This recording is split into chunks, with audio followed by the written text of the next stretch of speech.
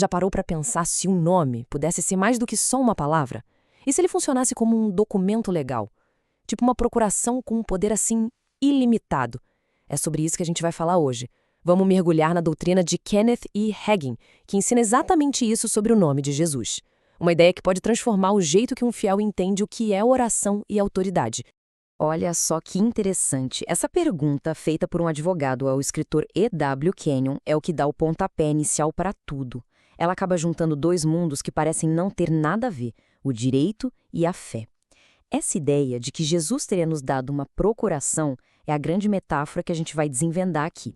Mas, afinal, o que seria uma procuração nesse contexto, né?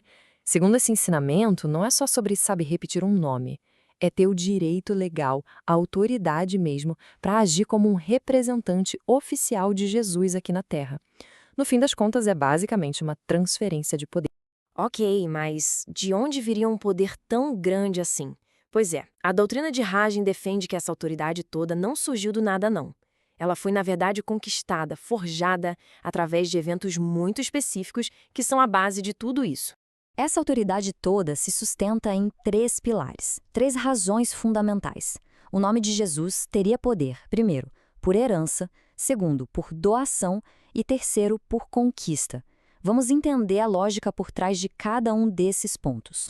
Então, o primeiro pilar, a herança. Com base lá no livro de Hebreus, o ensinamento diz que essa herança não veio com o nascimento dele, mas sim com a sua ressurreição. Quando ele venceu a morte, ele se tornou por direito o herdeiro de todas as coisas, recebendo um nome que está acima de qualquer outro. O segundo pilar é a doação. Aí, com base em Filipenses, a ideia é que o próprio Deus Pai, literalmente, deu a Jesus esse nome supremo. Não foi algo que ele pegou para si, mas um presente, uma honra que ele recebeu como reconhecimento pela sua vitória, sabe? Colocando ele no posto mais alto do universo. E, por último, a conquista. A imagem que se pinta aqui é a de um general vitorioso no campo de batalha. Citando Colossenses, a doutrina ensina que Jesus não apenas venceu as forças do mal, ele, na verdade, desarmou essas forças, tirou a autoridade delas publicamente. Essa vitória total é a terceira fonte de poder do seu nome. Certo. Entendemos a base teológica, a teoria, mas e na prática? Como é que essa autoridade delegada deveria ser usada no dia a dia, segundo essa doutrina? E aqui que o ensinamento faz uma separação que, olha, é fundamental. Orar por amor de Jesus é visto como um apelo baseado em afeto, em carinho. Mas orar em nome de Jesus, aí é outra história. É apresentado como uma ação legal. É como chegar num lugar e apresentar a procuração, exercendo um direito que foi concedido. Tá, e quais seriam os resultados práticos disso tudo? O Evangelho de Marcos é usado quase como um manual. Usar o nome com autoridade, segundo a doutrina, não é algo abstrato. Está ligado a resultados que dá para ver, concretos. Expulsar demônios, curar os doentes, seriam as manifestações esperadas dessa autoridade em ação. E aí entra a história de Pedro lá no templo, que é usada como o exemplo perfeito disso. A frase-chave é essa: o que tenho, isso te dou. Percebe a diferença? Ele não fala, vou pedir para Deus te dar algo. Não. Ele afirma com todas as letras que ele tem algo para dar, ali, naquele momento. E é nesse exato instante que a teoria vira prática. Olha só, o Pedro não faz uma oração, ele dá uma ordem. A instrução é direta. Em nome de Jesus Cristo de Nazaré, levanta-te e anda. Para essa doutrina, essa é a imagem exata do exercício da autoridade delegada, usando o nome como uma ferramenta de poder. Agora, vamos dar um passo para trás e olhar o quadro geral. A ideia aqui é que essa autoridade não é só para milagres específicos, mas é uma posse de toda a igreja, uma espécie de herança de família que, muitas vezes, fica lá sem ser reivindicada. E o ponto-chave aqui é que isso seria para todo mundo. A autoridade no nome não seria um privilégio para apóstolos ou líderes. Não, a doutrina defende que esse direito, essa posse, pertence a todo e qualquer crente, individualmente. É uma herança de família mesmo, disponível para todos.